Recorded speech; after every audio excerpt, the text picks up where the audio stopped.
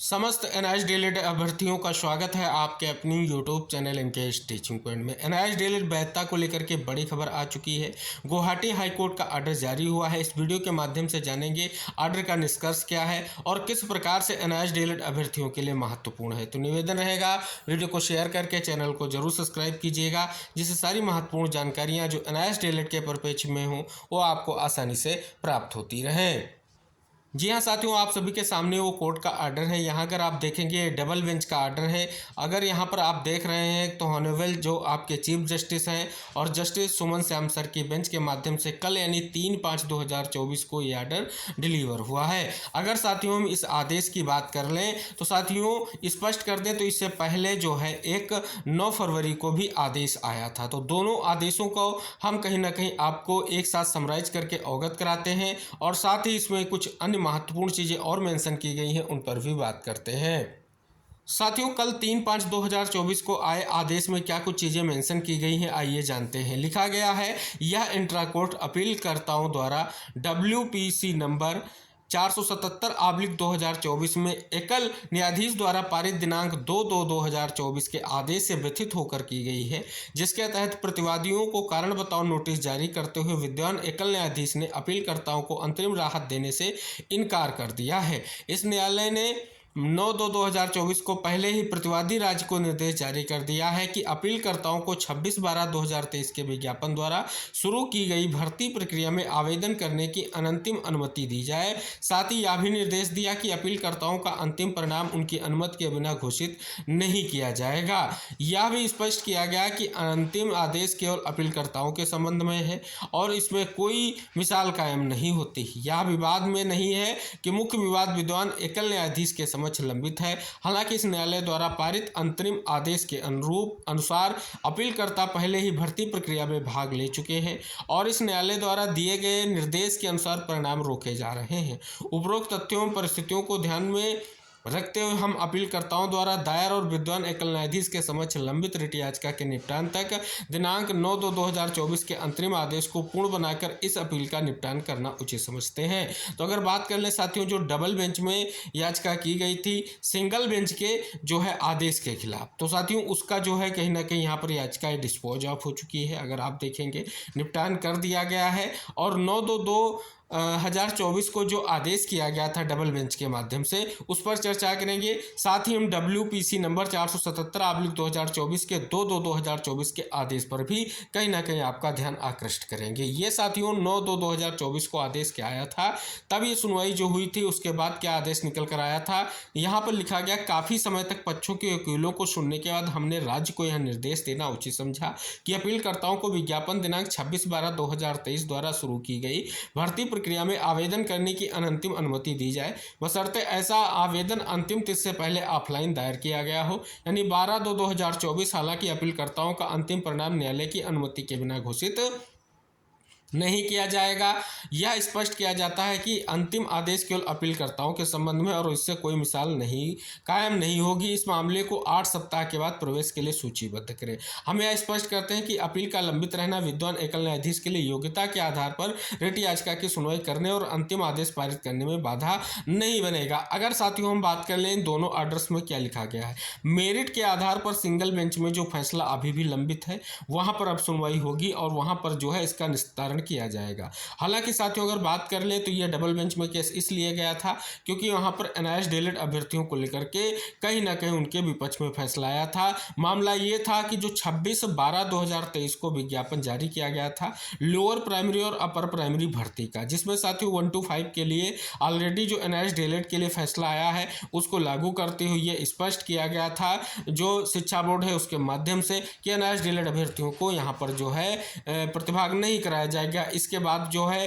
NIS DElEd अभ्यर्थियों ने पूरा प्रयास किया और कहीं ना कहीं उनके द्वारा प्रयास फिर कोर्ट के माध्यम से किया गया। पहले सिंगल बेंच में याचिका की गई और उसके बाद डबल बेंच में याचिका। ये इसलिए की गई क्योंकि सिंगल बेंच से उन्हें राहत नहीं मिली थी, इसलिए वो डबल बेंच गया और डबल बेंच ने उनको जो है राहत प्रदान की और उनको जो है स्पष्ट तौर पर जो विज्ञापन था उसमें जो है आवेदन करने के लिए कहीं ना कहीं आप देख रहे हैं स्पष्ट तौर पर अनुमति दी, परमिशन दी। लेकिन साथियों स्पष्ट किया कि जो मेरिट के आधार पर जो होगा निस्तारण वो सिंगल बेंच से होगा। अभी भी सिंगल बेंच में जो केस है वो पेंडिंग है। तो साथियों यहाँ पर आपको स्पष्ट हो गया होगा जो केस 477/2024 है सिंगल बेंच में अभी भी पेंडिंग है। और अगर साथियों यहाँ पर हम बात कर लें जो विज्ञापन है उसमें स्पष्ट कर दिया है कि जो अभ्यर्थी सम्मिलित किए गए हैं उनके रिजल्ट या अंतिम परिणाम जो है कोर्ट के अधीन रहेंगे, जो यहाँ पर आपको स्पष्ट हो रहा है। अब साथियों हम बात कर लेते हैं जो 2/2/2024 का जो आदेश है उसके बारे में, जो स्पष्ट तौर पर कहीं ना कहीं 477/2024 के बारे में स्पष्ट तौर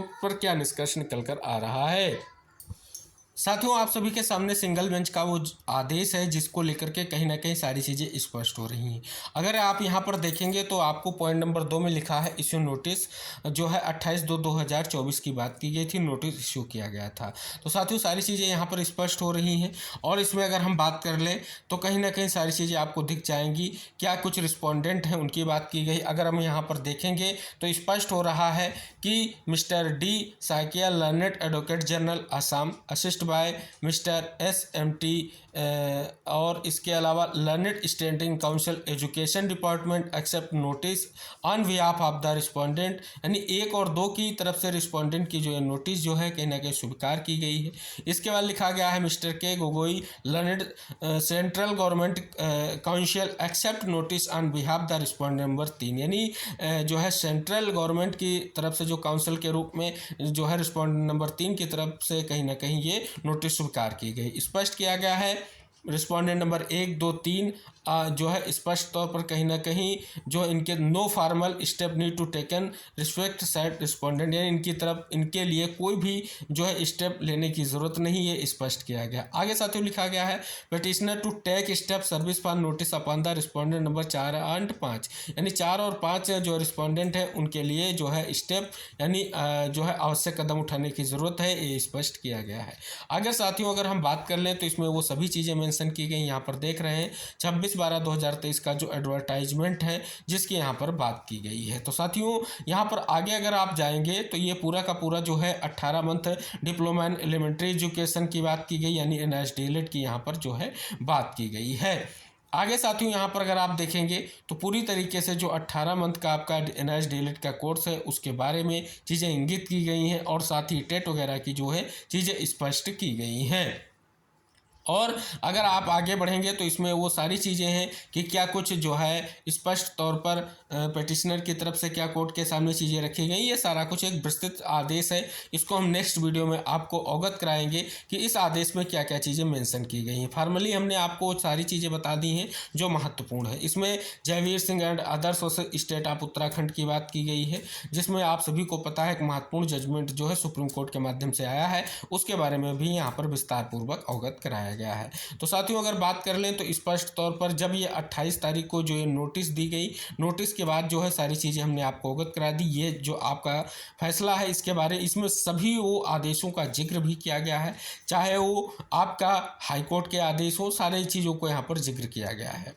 अब आप सभी साथियों को हम अवगत करा दें, अभी ये मेरिट के बिहाफ पर कहीं ना कहीं यहाँ पर फैसले का जो है आना शेष है, यानी सिंगल बेंच में अभी भी याचिका जो है शेष है। शेष इस आर्डर का पूरा सार हम नेक्स्ट वीडियो में आपको अवगत करा देंगे कि आखिर क्या क्या चीज़ें इस आर्डर में मेंशन की गई हैं और जो आपका जो स्पष्ट तौर पर डबल बेंच का जो फैसला आया है 3/5/2024 यानी कल की डेट में, उसमें इस आदेश का जिक्र किया गया है। तो इस आदेश के बारे में पूरी डिटेल जानकारी हम आपको अवगत कराएंगे। और साथियों बात कर लें जब 28 तारीख को इस केस की सुनवाई लगी तो क्या जजमेंट निकल कर सामने आया या क्या आर्डर पास किया गया कोर्ट के माध्यम से। साथियों 28 तारीख को जब ये सुनवाई को लेकर के केस सूचीबद्ध हुआ था तब यहाँ पर आप देख सकते हैं कि जो स्पष्ट तौर पर पिटिशनर की तरफ से मिस्टर एच बुरागोहेन सर जो है अपेयर हुए हैं। और साथ ही बात कर लें office note date 19/2/2024 indicates that the petitioner had taken step upon the respondent number 5, यानी रिस्पोंडेंट नंबर 5 के लिए जो है कहीं ना कहीं स्पष्ट तौर पर स्पष्ट किया गया है और साथ ही लिखा गया है स्टेप लिया गया, आगे लिखा गया अवेट अवेट सर्विस रिपोर्ट, यानी कहीं ना कहीं सर्विस रिपोर्ट का जो है इंतजार है। List the matter after 4 week, यानी 4 सप्ताह के बाद इस मैटर को फिर से लगाया जाए।